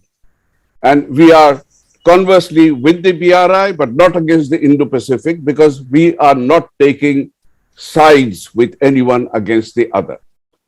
So in a sense, maybe we are redefining or reimagining non-alignment, but I call it a positive non-alignment rather than an abstaining, completely hands-off non-alignment. Number 2, he made the point about democracy and good governance. I made this point earlier to Michael Kugelman. We are a fiercely proud nation. And I think our history and our reactions to major pressures on us in history have shown how we can stiffen our backs and take on powers far superior to us, if necessary, even at our own cost, but we will not bend to that. And therefore, when big powers or anyone external tries to twist arms or force us into a direction, they will probably come up with some sort of an opposing force, either seen or unseen. And I think everyone in such dealings should keep that in mind. Ultimately, citizen to citizen, people to people, human nature and human reactions on the ground level will translate into the politics and will reconfigure the shape of the politics if push comes to shove. He mentioned on the Rohingya refugees and the help, but it's not just the help, humanitarian assistance that we are seeking. we need to have the big powers put their action and money where the mouth is. The action and has to go where the source of the crisis began. It has to be on Myanmar. What sort of sanctions there will be? Sanctions do not work on Myanmar. And Myanmar right now is on the point of implosion with 4 or 5 different insurgent acts from different ethnicities fighting the state. With people on the streets, even though almost a year has passed after martial law was declared, and it's quite a well-trained and well-equipped army. So their inability to contain that civil unrest says something. If it implodes, there will be a follow-up explosion, and that explosion is going to affect the largest powers, however far away they may think they are from it. And therefore, I think that remark of helping on the Rohingyas has to be rethought with more strategic and more concrete elucidation of actions to be taken to address the source of the crisis. He mentioned about the large Chevron investments and the investments in the hydrocarbon industries and our efforts for oil and gas exploration. But I add my comments to the remarks, the suggestion by General Munir-uz-Zaman.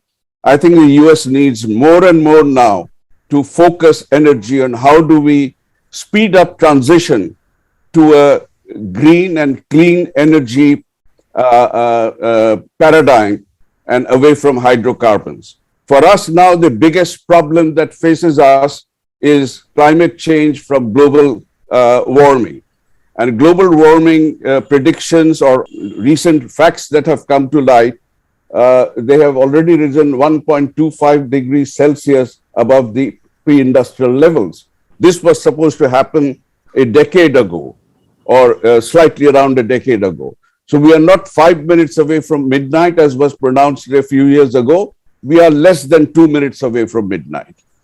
And so the faster we can do all sorts of things, every country has to try and bring. I mean, we can fall back on the argument that we produce the least carbon emissions. Why should we have to pay more? That doesn't matter. A fundamental lesson I learned when I was studying as well as teaching ecological security many years ago was, and in those days in the mid-2000s, it was the ozone layer which was obsessing us all, and we were figuring out how to reduce that. And the professor said to the class, look, Mr. Ozone up there doesn't care where the harmful emission is coming from. When he becomes angry, he hurts everyone. So in a sense, that argument that we produce so little, why should we pay so much, does not hold water here. Everyone, regardless of how much he is producing and emitting into the atmosphere, needs to collaborate and cooperate on it. The sooner we can bring down the collective of harmful gases in the atmosphere, which hurts the warming scenario, the better it is for everyone. Otherwise, the infuriated Mother Nature is going to wreak havoc on all her children, regardless of who is culpable and who is not. I would suggest, reinforce actually some of the suggestions made by General Munir-uz-Zaman. US should now focus, he mentioned about vaccines being made available. I would suggest focus on developing a capacity to manufacture vaccines here, transfer the technology, transfer the knowledge to enable us to make vaccines and produce vaccines. Because this we need for the entire world. We have presently, and it has been described by the Prime Minister herself, I have said so, it's a sort of vaccine colonialism. Somebody has described it as vaccine apartheid. We need to come out of that. Just as people fought against political apartheid and political colonialism, citizens will fight against this new form of apartheid or colonialism. We need help to develop to higher standards our higher education capacities. We need injection of money, not just words, in helping us to invest more in R&D. It's not just money. We need the brain power also and other ancillaries that come with it to actually help us go into the R&D section. Our own contribution to R&D is a very, very minuscule amount of our total GDP. It should be much higher. But we have other constraints. So that's where countries like the United States giving development assistance, part of that should be diverted into the R&D capacity building growth. Summit level meetings. Let me come to this point. It was a very, very pertinent point raised.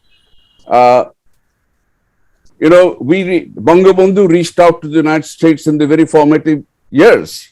I know because I was on this side of the Ministry of Diplomacy at that time, how excited he was that we were admitted to the UN.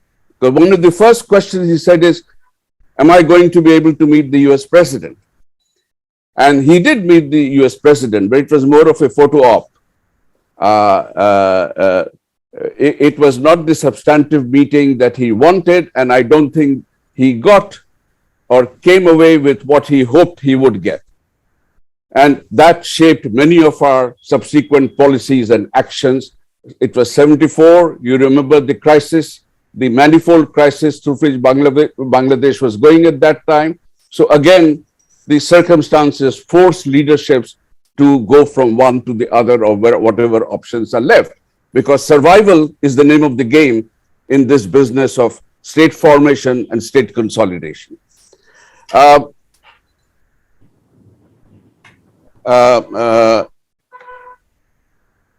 point mentioned in passing, I think Farooq raised this point, US-India, the burgeoning strategic partnership emerging, and I mentioned this in the meeting with Michael Kugelman also.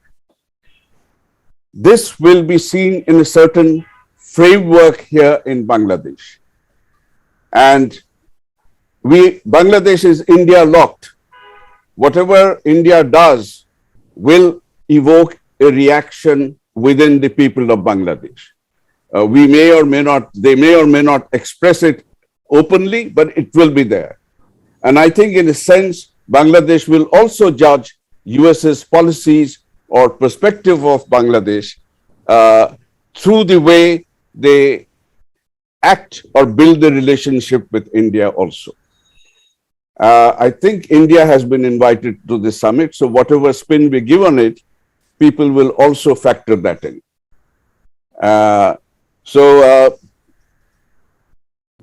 US policymakers would do well to take note of this.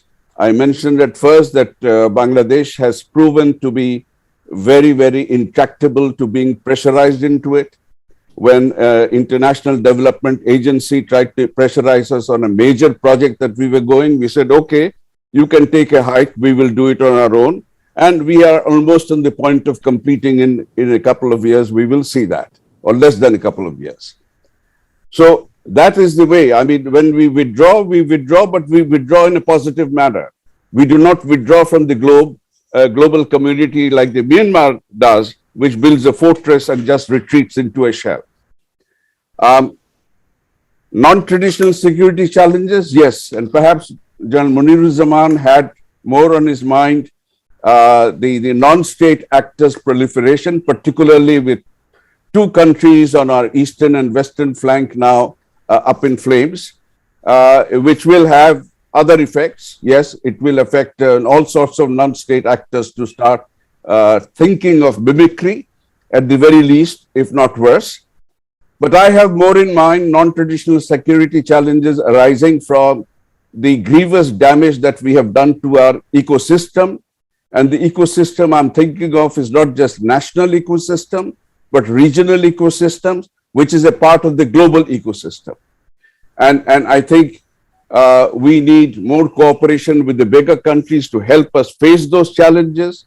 The Bay of Bengal has been mentioned. For us, the Bay of Bengal is of existential comments for our own survival, not just as a nation state, for our own survival physically on this planet. I mentioned to a US diplomat just, I think, a couple of weeks ago that you are familiar with what havoc the cyclones and high tidal waves cause to us and have caused in the recent years. The intensity has been much more magnified and the devastating effects could be worse. But what saved us were the Sundarbans. What happens if the Sundarbans disappears tomorrow? He looked at me and said, the coastline of Bangladesh would change drastically. I said, okay, so imagine that scenario happening in 50 to 70 or 100 years. That's again a blink of an eyelid in a historical span.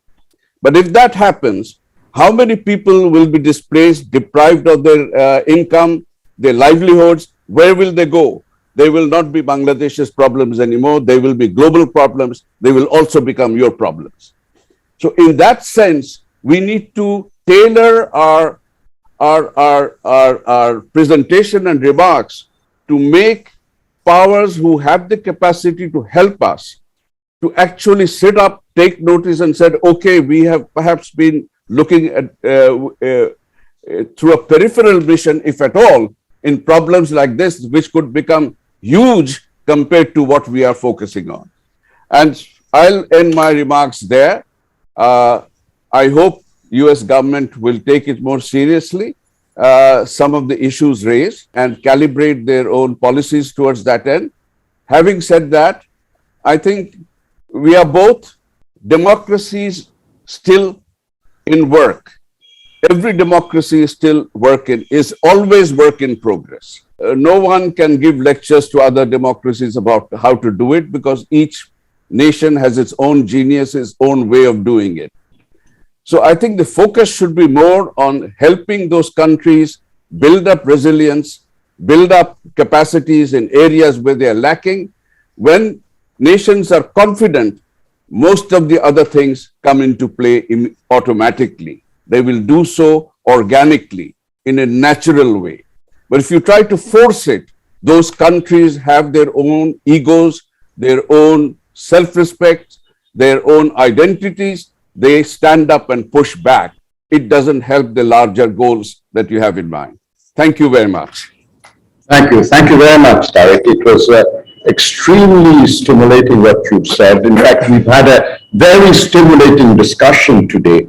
I think, and of course, thank you for bringing up all the topics that you did. One of the remarkable feature of our discussions today was that it has been absolutely candid, straightforward, and definitive on the presentations made by the keynote speaker as well as all the discussants. There are several things that have come to the fore. The need for a dialogue between our two countries at the highest possible level, which Farooq had said. I mean, we've had 20 years without it, and all the speakers have very appropriately, I think, emphasized that the need for symmetry. Now, from my perch in Singapore, the last 12 years, I've noticed the importance the store people and countries play by engagement. And engagement at the highest level, which is what symmetry is about, is encourage one another to cooperate. And that has been the thrust of the rest of our webinar, that countries like Bangladesh, which is the 8th largest country in the world in terms of population, as a matter of fact, an extremely pluralist country, and no one can deny that. Democracy is not something that you have some boxes you can tick it off. As you have said, Tariq, just now, that everything is a democracy evolving. I mean, it has been evolving since Athens, to tell you the truth, and no one has reached the perfect status. So anyway, so we hope that this will occur. But of course, at the same time, we have identified all the elements that are common between our two peoples. This is really a people-led relationship, and we have underscored and emphasized that as well. Though the ambassador has not been present, of course, you'll be apprised of the contents of our discussion, and in the period between now and his departure, I'm sure some of these points raised or concerns raised by speakers at this deliberation will be responded to. In this meeting, I had actually a question from Masood Khan, who wanted to ask this question, which I think I will ask it on his behalf in order to put this on record, because he had noted the emphasis on cooperation on maritime issues, particularly development of the Bay of Bengal, and referred to the blue economy, and had wondered what the US can do to buttress cooperation in the area of tapping the blue economy, which I think is a very important point. I also want to recognize a very senior person who has sat through all our discussion today, Mr. Mujibur Rahman, who's former Principal Secretary to the Prime Minister, now Chairman CMSF. Is that what it is, Mujib? That's it, Capital Market Stabilization Fund. Yes, in other words, sort of managing the burgeoning capital market in this country. Thank you very much for being with us and giving us your time, and I appreciate it very much, Najib, from the bottom of my heart. So it has been a great forum, and I thank Cosmos Group for putting up this virtual platform. And as always, your steering has been phenomenal. Thank you, sir. And all the panelists have been making a very, very good point. So very quickly, sir, I would like to make 4 points. But firstly, let me thank the keynote speaker, Ambassador Miller, for being very eloquent. But definitely, there are points that I would like to make towards the end of my remarks on a different note. Firstly, sir, I personally feel that having spent years on the former Foreign Minister, Mr. Humayun Rashid Chaudhary, and diplomats like Ambassador Farooq Subhan, Ambassador Tariq Karim, and yourself, and spent years in New York. I'm confident, sir, that the relationship between our two countries are moving from strength to strength, and thanks to all your contributions. And so my first point is that I'm seeing some new areas of cooperation are emerging, something Ambassador Tariq Karim has alluded very clearly in the area of climate change, for example, and former presidential candidate and Secretary of State John Kerry's visit was considered very, very significant. So this is an area, sir, where we can cooperate more. So this is the first point. I think Ambassador Miller can definitely include it in his successor's note, and Ambassador Peter has, if appointed for Bangladesh, can definitely work on that.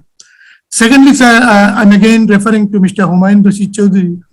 He used to say that the people in Capitol Hill have had different perspective about Bangladesh, because they are seeing Bangladesh either through or over the Atlantic Ocean. So one of his premier tasks has been to persuade them not to continue looking through the Atlantic Ocean, but see it through or over the Pacific. It looks like that it is now happening. The Indo-Pacific Forum is definitely an outcome of people's changed perspective from within the Capitol Hill.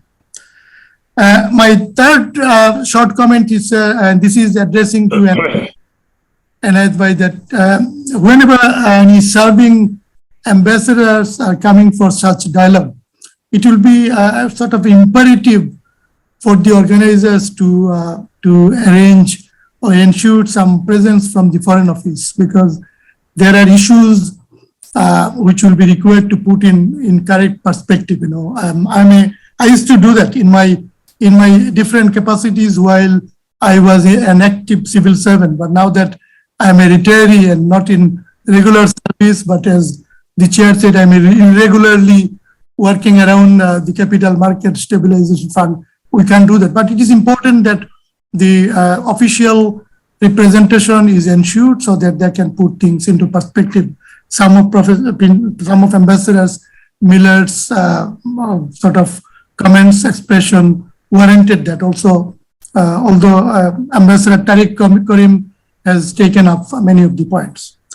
My fourth and final comment is about Ambassador Miller, who has been a good friend, because I was not only welcoming Ambassador Miller from within the PMO as in my capacity as principal secretary. I was very much there in the first meeting, but even we used to know about him before his arrival through one of my very distinguished colleagues, the late military secretary, General Abedin. Both General Abedin and Ambassador Miller went to the same military schools, and they maintained their friendship. So he spoke very high of Ambassador Miller, and ever since Ambassador Miller's arrival, and I have been interacting with in all many platforms. He's what is called style is the person. So Ambassador Miller has been a very truly professional diplomat, interacting with all relevant people, always following the highest standard of the professional conduct, never running after what we used to say or used to see the many ambassadors are doing, running after the media hype. I am who has been seeing the US ambassador since mid-80s as Ambassador Shepard's officer in waiting in Sylhet as a protocol officer. Then I've seen at least 4 US lady ambassadors and many other ambassadors, but definitely Ambassador Miller stands tall, and he has set a very good standard and maybe a good benchmark for his successor to follow. So I wanted to congratulate Ambassador Miller for that particular achievement. But as Ambassador Tariq Karim mentioned, that we have different perspective on the different issues. 2018 election is a case in point. It was a very valid legal election. I was coordinating the law and order and a lot of other issues. I know the Foreign Office will definitely come up with its own version. But on the issue of governance and human rights, these are all the cherished goals in Bangladesh. Our constitution is enshrined on the values of good governance and human rights. Our father of the nation and all the formulators of the constitution did vindicate those points very well. And I think the current leadership is fully committed. So every time the ambassadors meet the leadership, especially the head of the government, Honorable Prime Minister, she makes it unequivocally clear that her government is fully committed to the highest standard of good governance and human rights. So thank you, sir. I think I might have taken extra time, but I definitely this session. Thank you, Najib. Thank you for those remarks. These have been noted, all the points you have been noted, and let me assure you that no person in Bangladesh in service would have done better than you right now in sort of reacting at this point in time to the discussions here today. Of course, the contents of these discussions will be studied and thoroughly examined, and relevant people will react in different ways across a broad spectrum of government and non-government organizations in this country. So with this, Inayat, might I have the pleasure of giving the floor back to you, our host, and thank you for everything that you've done to get this going, and thank your team, and her team, Catherine, and the whole Cosmos group for making this the success that it has been. Thank you, Inayat. floor is yours. Thank you. Thank you, Iftibhai, for conducting and chairing this event so deftly. And it's without you, this whole event could not have been as interesting as it has been. Also, I think quite a number of new subjects have been discussed in this Ambassador Lecture Series. Especially Ambassador Miller has raised some very important points, like from human freedom to human rights to human security, media freedom, democracy, economic development, climate collaboration, security collaboration. I think hardly any topic has been not been discussed. I think everything has been, it's almost 360-degree.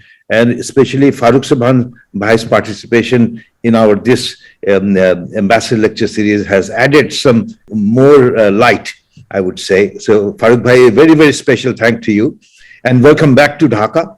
And we wish to see you more often in our future dialogues. We will be having thematic dialogues. We'll be starting with water security. We'll be doing an energy security versus decarbonization. So there are many topics that is relevant to Bangladesh, and we wish to take it up in the new year. So thank you also, Munir Bhai. You always add something that we all miss out. You cover the blind spots for us so deftly, and your presence is really very, very appreciated. And Tariq Karim Bhai, being the last batsman, he is always hitting at least a couple of sixes, and then the inning is over with a very happy note. And I'm so happy that today, especially also Najib Bhai, you made some very important comments, and I welcome. And we want to also want to see that you are more involved with us in our future, because it's a mission that we are trying to accomplish. And it's all about collaboration and team spirit. It's not that only Cosmos Foundation wants to do something. We are ready to collaborate. We would be collaborating with General Munir Zaman's very prominent think tank. And also, we would like to collaborate, Farooq Bhai, with your BEI. We have been attending. You were one of the first that I started going and attending some of your events. And I think we can all collaborate, and for the betterment of our country, which we all love, whether we stay here or stay in Washington, we always think about our country. So with those comments, I would also like to thank Ambassador Miller. He had to leave for something very, very urgent. And anyways, I think he also touched on some very areas where I wish that he would, and I'm glad that he did. I also want to thank Nahar, Nabila, and Catherine for all the help, and their team. In fact, we are doing some books and brochures, celebrating 50 years of our relationship between some of the important countries, and USA is definitely one of them. And I would request Farooq Bhai and Munir Bhai and Tariq Bhai to help us to prepare this that book that will be also bringing out on Bangladesh-US relations, and we celebrate this. And I think all these publications would be a good asset for Bangladesh, and it will be laying the future foreign policy directives for our Foreign Ministry of Foreign Affairs personnel. So I would like to thank again, and I wish all of you a very happy new year, and hopefully, inshallah, in 2022, we will have many more events. I want to come back to Bangladesh soon. Inshallah, we will meet. Khuda Hafiz. Assalamu alaikum.